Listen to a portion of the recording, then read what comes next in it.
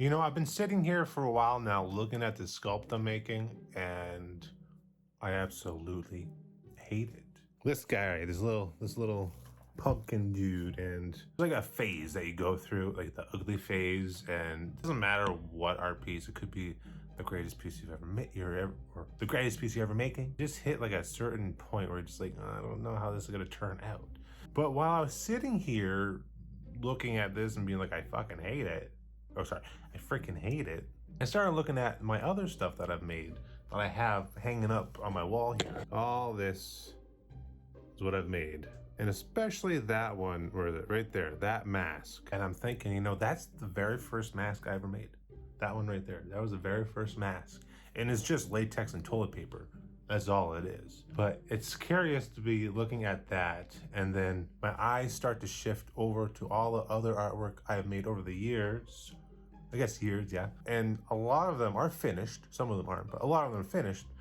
And I just got to remind myself, well, I made those things, right? I trust the process. I made those. I'm pretty proud of most of them. So I think this pumpkin sculpture that I'm doing now is going to turn out fine if I, gotta trust the process. And that's the main thing, trust the process. But I want to talk about something I think it's very important that it just clued into me. I was looking at that mask and all my artwork, and I think it's important to surround yourself, not with just other people's artwork, but I think it's important to surround yourself with your own artwork that you've made over the years. You could be a painter, or you could be a drawer, or whatever, right? I think it's pretty important to have those pieces like framed up on your wall or something, somewhere where you can look and see and just see the progression that you've made through the years. And I believe seeing the progression that you've made definitely helps you, in these times where you're absolutely disliking what you're making. So you're able to look over and be like, you know what, that's my first drawing, or that's my first sculpt. Not the best, but I'm kind of proud of it because it's my first one. And then you'll have all these other pieces of art that you've done that, you can show yourself that you've made through the years. I think it's a great way to kind of like boost your morale and just make it so you're not so hard on yourself. Like, I'm doing something like this, and I've made a bunch of other stuff that's way more impressive than just latex and toilet paper, even though the thing looks fucking creepy. But what I'm trying to say is I think it's important to surround yourself with, your own artwork that you've made over the years, stuff that you like, right? Have it out so you can look at it from time to time if you're kind of in that spiral. Do you know what I'm saying? Yeah, I just wanted to point that out. But now I gotta work on these teeth for this guy. And I'm not sure if I want to do the teeth like it's, they're lined up, like, like this, on top of each other, or if I want to do them like really sharp, and they kind of like interlock in the mouth. I think I want to go with the interlocking way. I'm gonna try a different approach to making teeth. Instead of, usually I'd like carve out little notches and then add the clay that way. But I think I'm gonna roll the clay and then just kind of line them up from top to bottom so it looks like they're interlocked, and then we'll just we'll just kind of polish it up and sculpt them into looking like better sharp teeth. I usually have a really cool tool that I use for teeth. It's almost like a little finger. I have no idea where it went. It's not broken. I think I just lost it somewhere. I'm not sure where it went because the tools don't leave my office. And I did a cleaning the other day and I have no idea what happened to them. So I don't know, it's somewhere, but I think I can do it without that tool, right? But anyways, let's get to these teeth, shall we? So we're gonna try that method I mentioned by rolling out the teeth and trying to, align them like they're interlocking. You're going to see very quickly this is not working out because, one, the teeth are too chunky, right? They're popping out too much. And two, it was very frustrating to roll these out. And again, they're just too chunky. So what I do end up doing after a while, after trying to align these, is I just tear them off because I cannot stand how they're looking. Like I said, they're chunky, they're gross. So what I'm going to do here, outline the teeth with a sharp tool. And then with another tool after we get the outline is we're going to carve in the teeth. Now I got this really cool tool. It's like part of a dab set. It's kind of rounded at the top and it's great for making little teeth. You kind of just push in and up and pull down and then you add a bit of clay and you got your tooth. Now I will show you how I did this in a little mini tutorial at the end of this video. So if you want to see that, stick around for a little lesson on how to make teeth. But that's what I do, and this is how it turned out. And we got the teeth in place. I'm not gonna lie to you, I really struggled with these teeth because I didn't know how I wanted it to look. Also, I think I made the mouth a little bit small to house the teeth, but you know, I probably could have made like in here a little bit bigger. Still some things to do. Like I gotta like, I want to make it look all like crazy in here with the gums and stuff and do the nose. But I think the next part is laying down the roots. So it looks like the pumpkin is like growing out of that area. So we'll do that next, but I'm done for tonight.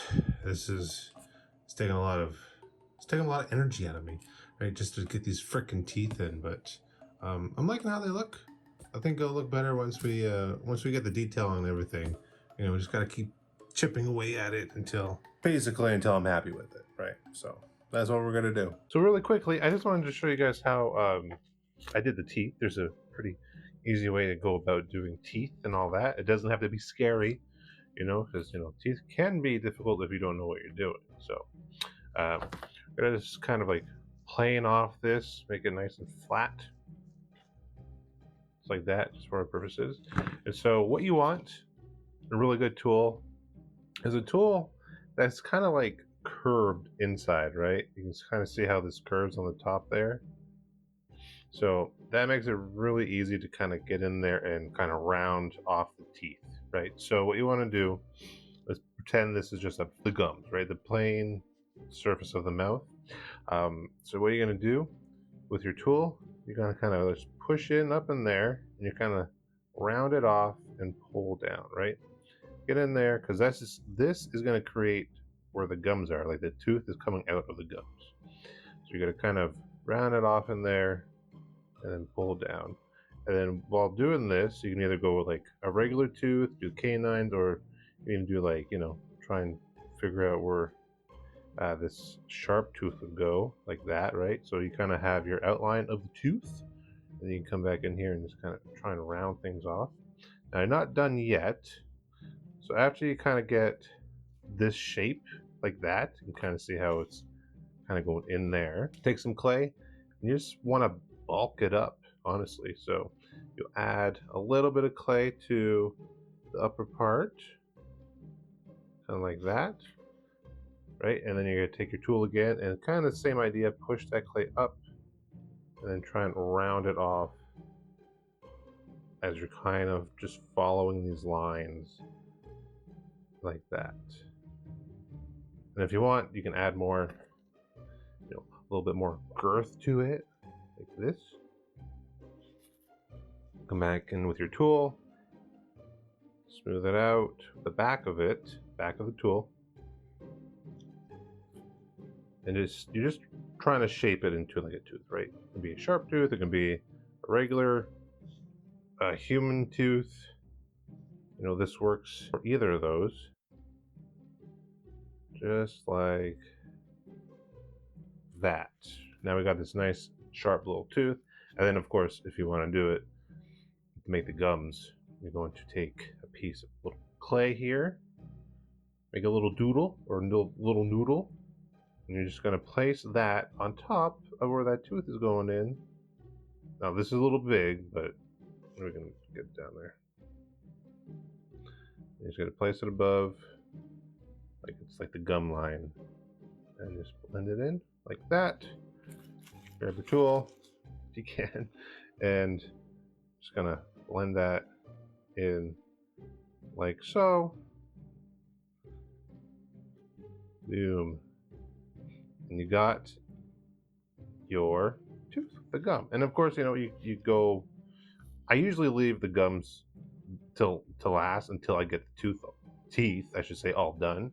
So you'd want to, you know, work on this tooth, get that done, move on to the next one, same thing, next one, you know, same thing. And then after you get all the teeth, you come back in and add the little clay noodles to it. or however you want to do it. Let's just say it like that, okay? And blend it all in, and then you're gonna have your teeth. But that is the easy way to do it, and that's how I did it on this dude so far. And this is the method I've used, well, forever, honestly. But it's a great way to make teeth. It's pretty fast, pretty easy. Go about it, and you can just, you know, refine it as much as you want, make it look all pretty, and then usually I would hit it with some water to smooth it all out. Easy way to do teeth. I've been using that method for a long time now. I learned it from who was it? Mikey Rotz, I think. It was like a YouTube video saw. That's how I've been doing teeth on bigger sculptures. Smaller, kind of the same thing, but you need smaller tools. But yeah, for more like bigger things, it's a really easy, and it's kind of satisfying to do it that way as well. But yeah, I just wanted to share that with you guys, a little insider tip.